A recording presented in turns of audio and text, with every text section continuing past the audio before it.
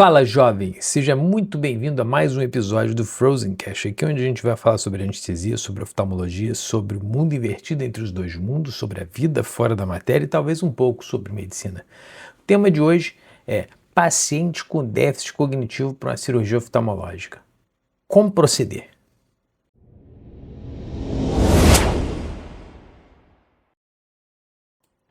A primeira impressão é que você deve fazer todos esses pacientes com anestesia geral, mas não é tão simples assim.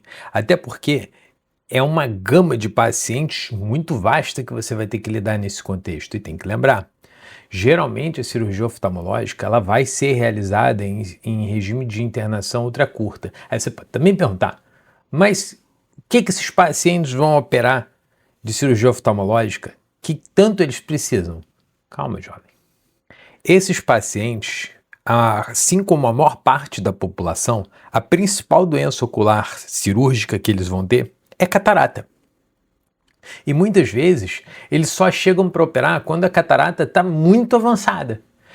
E operar esses pacientes de catarata é até ajudar não só, óbvio, a autonomia do próprio paciente, mas ajudar a própria família, que dá o suporte que esse paciente precisa ter. Quando você resolve melhorar a visão desse paciente, quando você devolve algum grau de visão para esse paciente, ele ganha mais autonomia. E esse paciente ganhando um pouco mais de autonomia, um pouco mais de individualidade, você já está, pelo menos, se é um paciente que depende muito de cuidado, você pelo menos está ajudando quem cuida desses pacientes.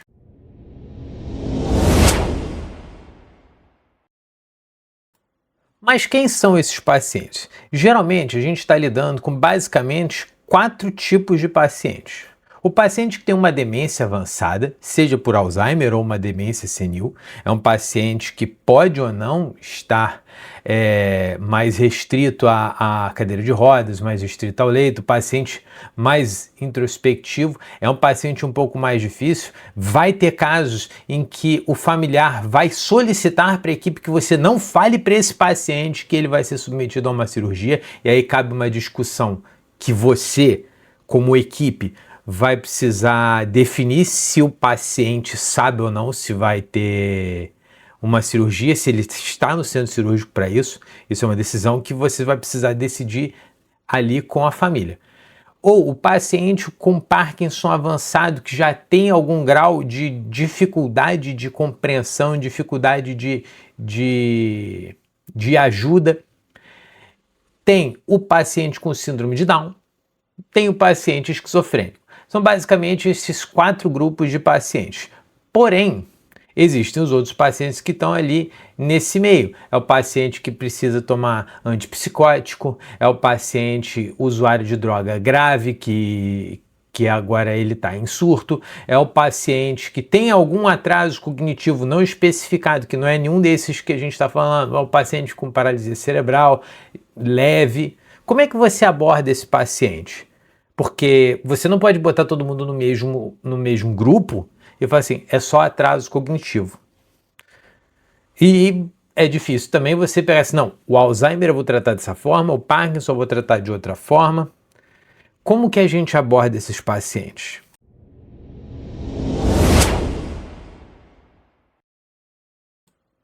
Primeiro ponto, vamos falar de algumas medicações que você pode ou não utilizar no paciente com déficit cognitivo. Benzodiazepínico. A gente sabe que benzodiazepínico numa população que é frágil, que está sob risco de fazer delírio no pós-operatório, é complicado de usar. Porém, existem alguns estudos que mostram uma boa segurança do Remimazolam nessa população. Mas, de novo, com esse papo de Remimazolam, eu não tenho Remimazolam na minha instituição. Tudo bem, jovem, calma. Só estou dizendo que o Remimazolam é promissor e pode ser utilizado. Mas você não precisa usar só o Remimazolam. A gente tem diazepam. O diazepam, ele pode ser usado com moderada segurança nessa população. Existe uma incidência muito menor de delírio quando você usa o diazepam nessa população, até porque o diazepam ainda dá algum grau de relaxamento muscular por conta da ação no receptor GABA-A2. O midazolam, eu já recomendo que você evite usar nessa população, porque aí você aumenta gradualmente e, em alguns casos, até dramaticamente, o risco de fazer delírio pós-operatório e agitação. Opioides. Bom, vamos começar pelo Alzheimer. Os pacientes com Alzheimer, eles têm uma produção endógena de opioides, que é uma produção de endorfinas, que faz com que esses pacientes tenham uma sensibilidade aumentada para opioides.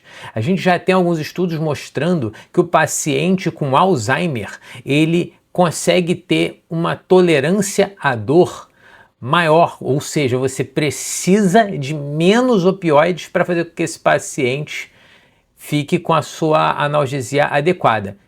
Então, assim, é um grupo que eu já recomendo que você não use opioide. Se você vai usar o opioide num grupo que tem sensibilidade a opioides, você vai ter uma probabilidade maior de fazer depressão ventilatória no intraoperatório e um despertar prolongado. Da mesma forma vai acontecer com um paciente com Parkinson, pela mesma razão, com um paciente de síndrome de Down, risco de maior depressão ventilatória no intraoperatório, risco aumentado de você fazer apneia no intraoperatório e despertar tardio. Esse paciente pode fazer uma bradipneia, que é uma queda da frequência ventilatória, e aí esse paciente pode reter mais CO2, o que leva a carbonarcose, o que vai aumentar o tempo do despertar.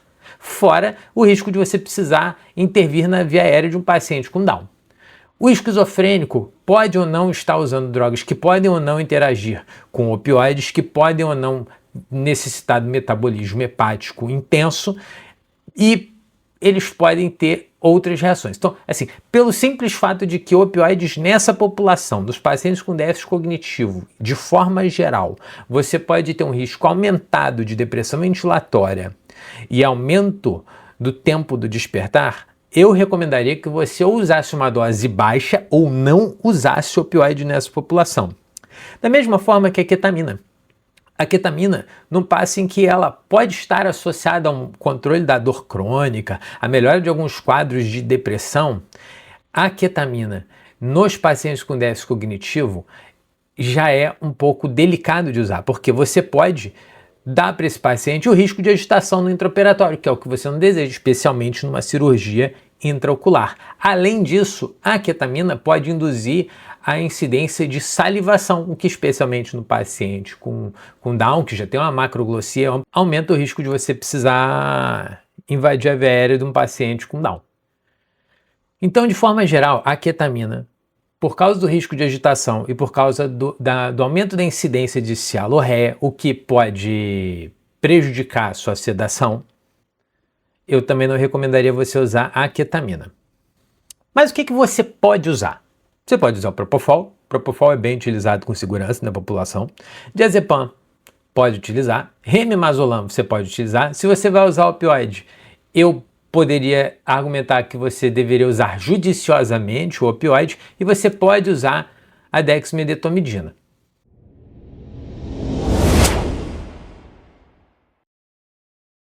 Agora, circunstâncias que alguns pacientes com déficit cognitivo vão ter.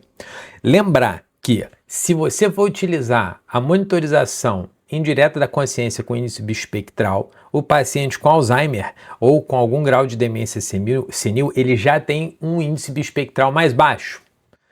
O paciente com Parkinson, isso é um outro dado. Paciente com Parkinson, você precisa manter a medicação antiparkinsoniana. E o paciente com Parkinson, além disso, tem o risco aumentado de fazer hipotensão ortostática com Propofol. Pacientes com Down têm sensibilidade marcada com a atropina. Então, se esse paciente bradicardizar, usar a atropina com cuidado.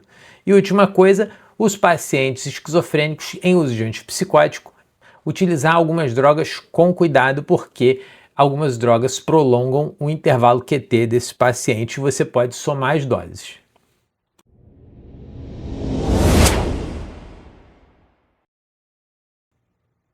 Então, o manejo que você precisa ter prático do paciente com déficit cognitivo para cirurgia oftalmológica é, primeiro, avaliar o pré-operatório muito bem desse paciente, ver que droga esse paciente usa, se esse paciente é acamado, se esse paciente usa anticoagulante, se esse paciente usa antipsicótico. O ideal é ter uma boa conversa, de preferência com o geriatra ou com o psiquiatra, se for o caso, de ver quais são as medicações que esse paciente usa e provavelmente você não vai interromper nenhuma das medicações. Feita a avaliação pré-operatória, você vai ter que decidir se você vai conseguir manter esse paciente bem, sedadinho, ou se você vai precisar fazer uma sedação um pouco mais pronunciada sem necessariamente invadir a via aérea, ou se for uma cirurgia mais prolongada, se você vai usar a dexmedetomidina, ou, dependendo de como for o paciente, se você vai precisar passar máscara laríngea. De forma básica, se você vai fazer esse paciente, é fundamental, duas coisas: que o seu bloqueio seja muito bem feito. E a segunda coisa, que você dê oxigênio para esses pacientes. Esses pacientes são frágeis e esses pacientes têm uma reserva de oxigênio diminuída em relação à população em geral, via de regra. E esses pacientes têm um risco aumentado de fazer depressão ventilatória no intraoperatório, mesmo que você vá usar nesses pacientes anestesia geral com máscara laríngea. Então aqui, para dar de exemplo para vocês, eu peguei um caso que está longe de ser incomum na sua prática, tá? Paciente de 63 anos procura atendimento médico acompanhada do irmão. A paciente tem um quadro de esquizofrenia paranoide grave. Ela não era não verbal, ela conversava, mas ela era bem infantilizada e quem guiou a conversa inteira foi o irmão. Ela foi diagnosticada com catarata. O médico foi lá, botou na lâmpada de fenda, viu que ela tinha uma catarata, mas ela tinha uma desinserção zonular em 90 graus superior. O irmão falava que essa paciente batia a cabeça na parede. Então, a gente está falando de provavelmente uma catarata branca, dura, traumática.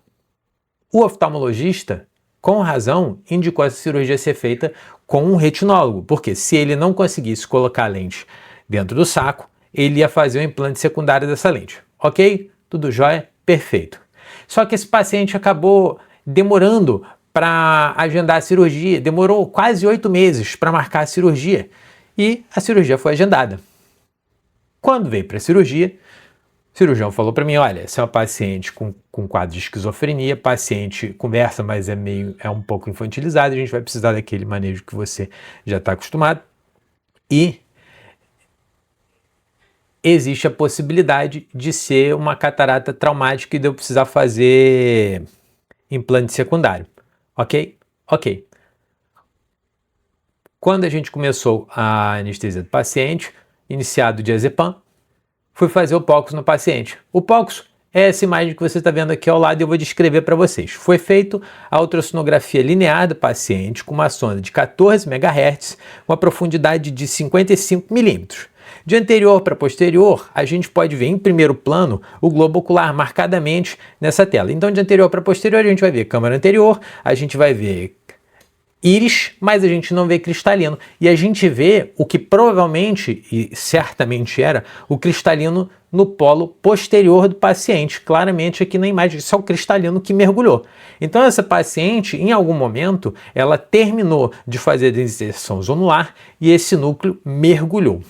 Então procedeu para a cirurgia, o cristalino está ali, mergulhado, o cirurgião tentou subir com o cristalino para tentar tirar ele de forma inteira, o que seria muito mais prático, muito mais ágil para a cirurgia, tentou 1, 2 vezes, não conseguiu, teve que fazer a lensectomia, que é literalmente a facectomia, só que no polo posterior, né, que é a desintegração do cristalino, a emulsificação desse cristalino, foi feito no polo posterior, tirado aquele cristalino que estava mergulhado, procedeu para a fixação secundária, implante secundário da lente e o paciente foi embora.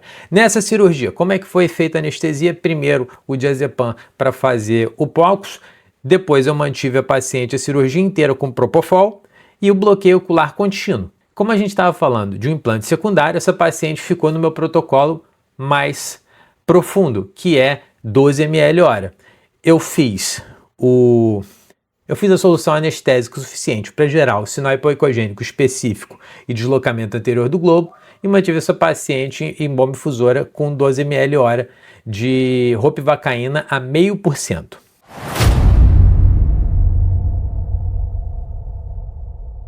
E todo esse procedimento foi realizado com a nossa cânula Rhugoni V25 da ThaiCare, ok?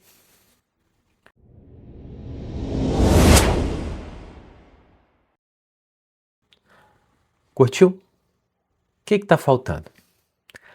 Dá o seu like, se inscreve no canal, segue a gente no Spotify, dá 5 estrelas no Spotify. Quer saber um pouco mais? Quer aprender a usar a nossa cânula? Entra no site que está aqui embaixo, clica em Saiba Mais, conversa comigo. Fica aqui um grande abraço, gigantesco abraço e tudo de bom, meu caro jovem.